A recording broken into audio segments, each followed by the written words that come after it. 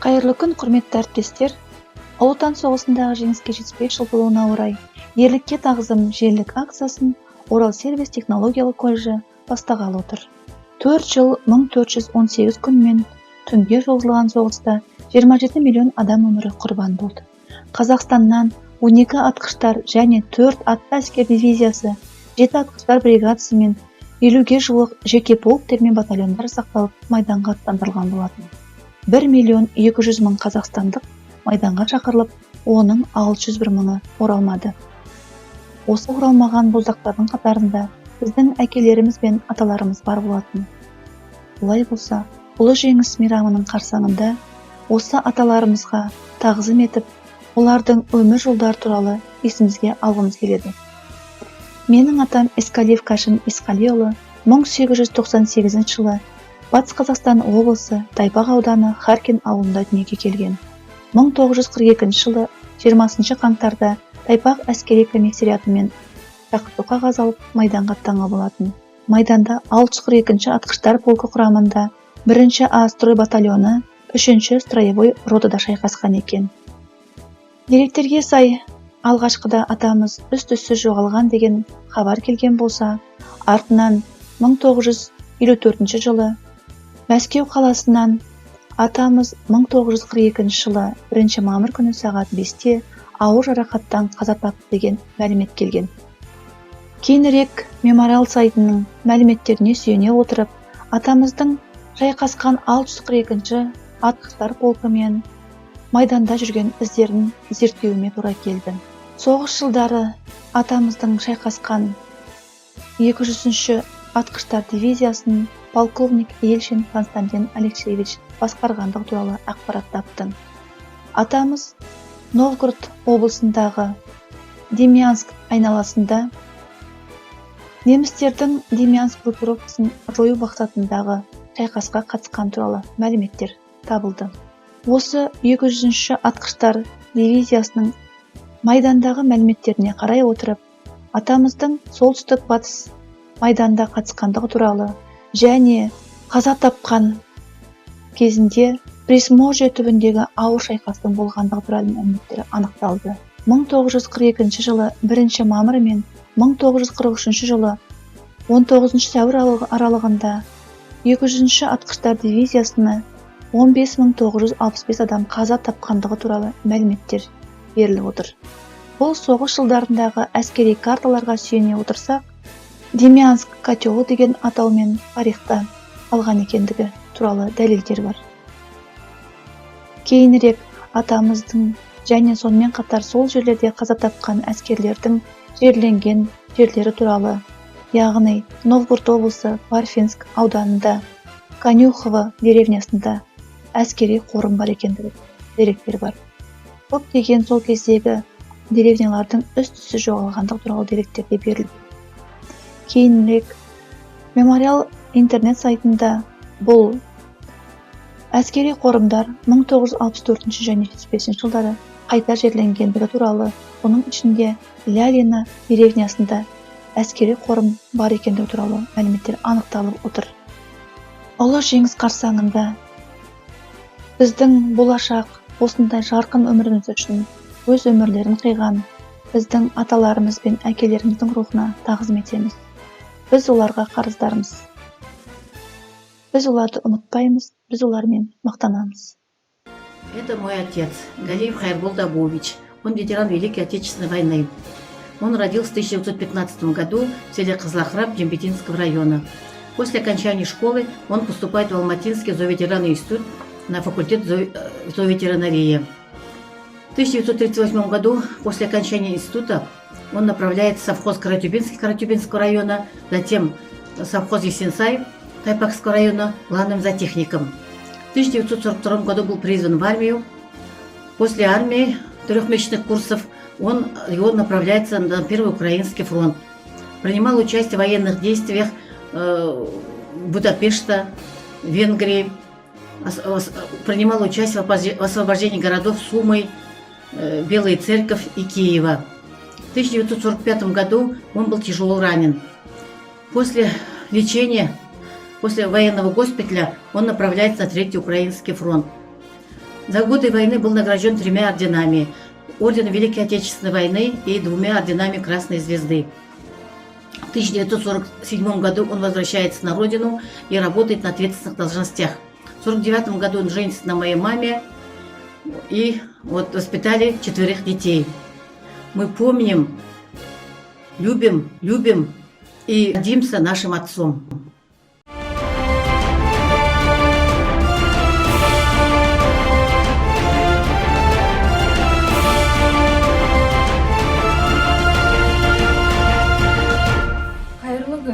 Мен Змуханова Гүлназ Абзалқызы, әпкем, Орал сервис технологиялық колледжінің тәрбиесі жөніндегі орынбасары Масалиева Қарлығаш Амангелдіқызымен бүгін біздің атамыз Змухан Масалиев туралы сыр шертемін.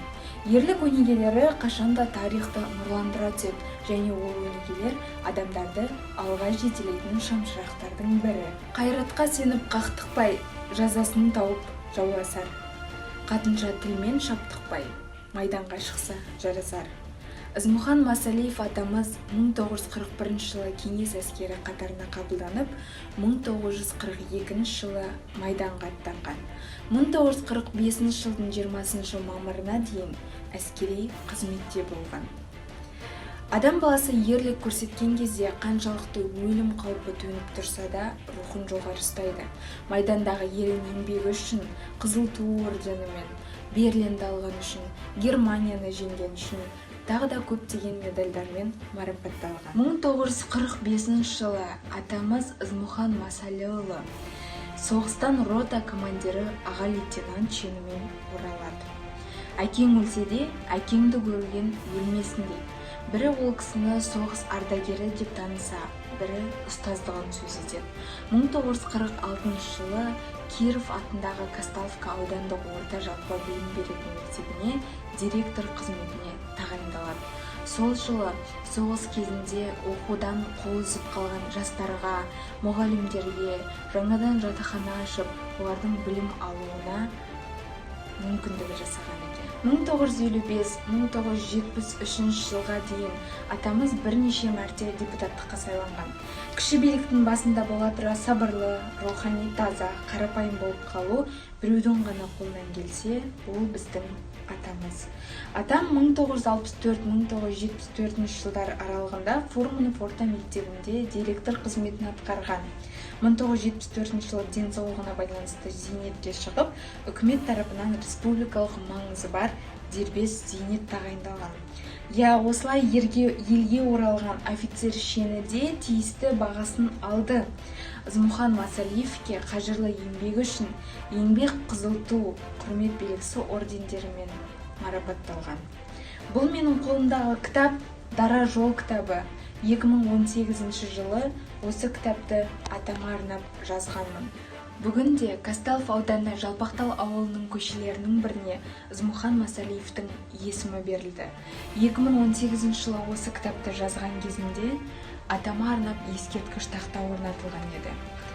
Змухан Масалиев адал еңбектің үлгісін көрсеткен адам, білікті де беделді ұстаз, жігерлі және сабырлы, оданшыл әрі еңбекқор.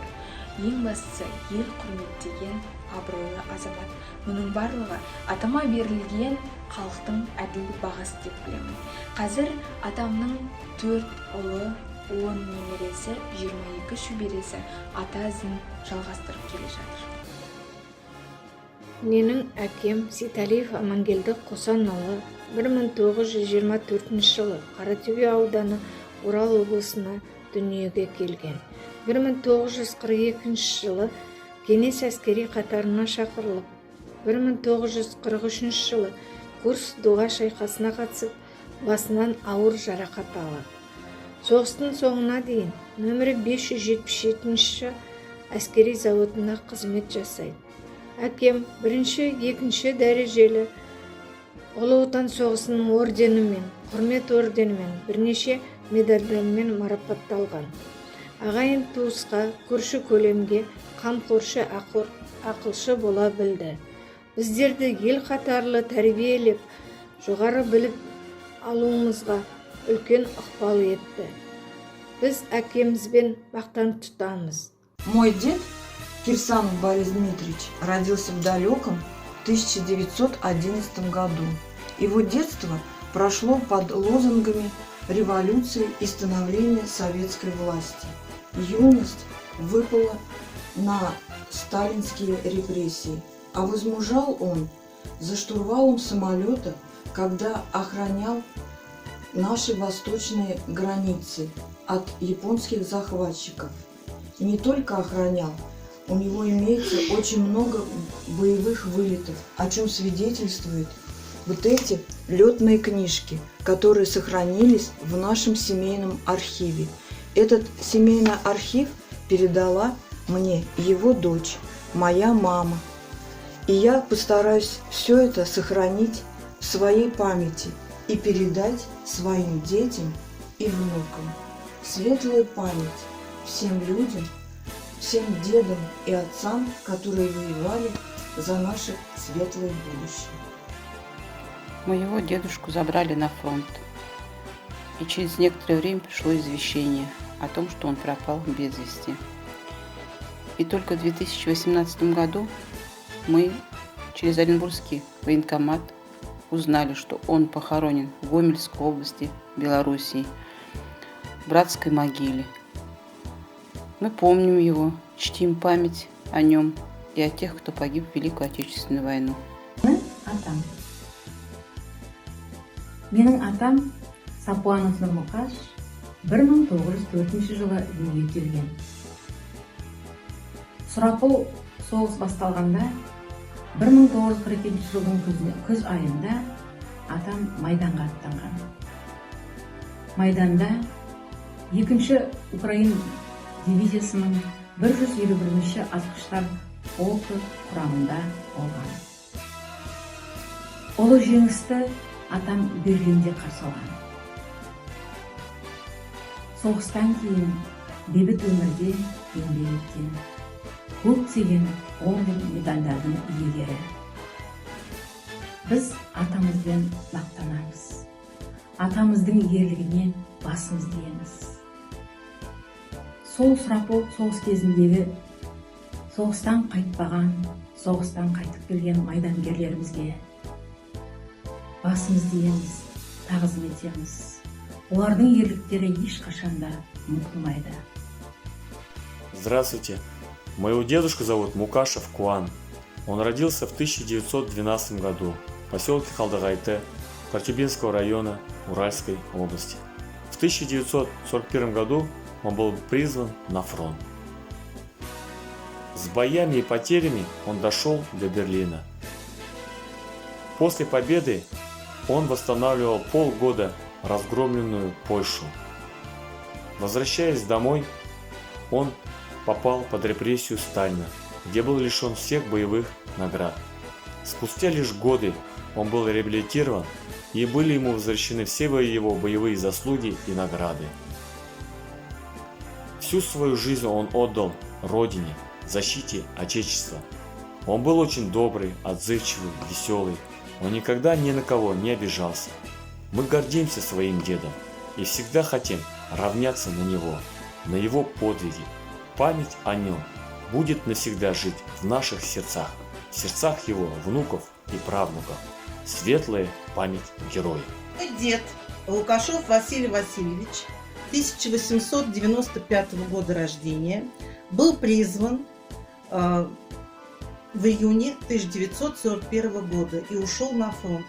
Где воевал, я не знаю. Я ищу эти документы в архивах. Но умер он уже, получив ранение на фронте. И был комиссован в город Уральск, умер он в госпитале. Мой отец Лукашов Григорий Васильевич, 1925 года рождения, был призван в ряды советской армии в декабре 1942 года.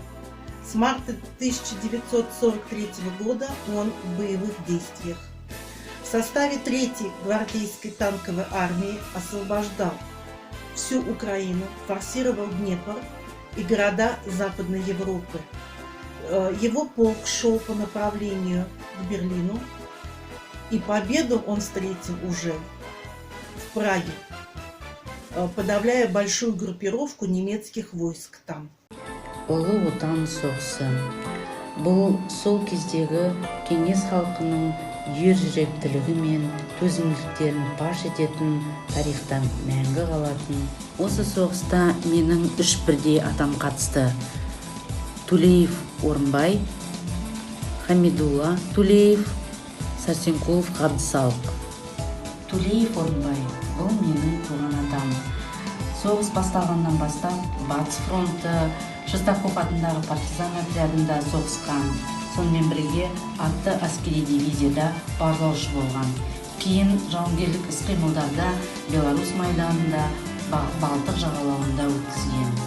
Содан кейін хабар ошарсыз жоғалған. Батыл жауынгерлік ерлігі үшін бірнеше мәрте за боевые заслуги за отвагу медальдарымен марапатталған.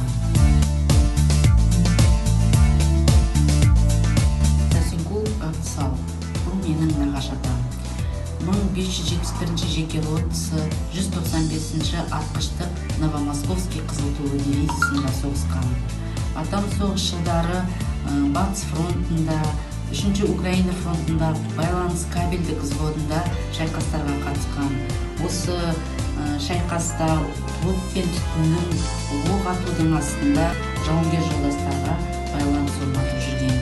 Өзінің өткірлік, тапқыштық, батырлығы үшін за отвагу, за боевые заслуги, орден Отечественной войны 2 степени орденімен марапатталған және алтын жұлдызға ұсынылған. Өзінің жауынгер әрекеттерін Австрияда Вена қаласында 1946 жылы аяқтаған.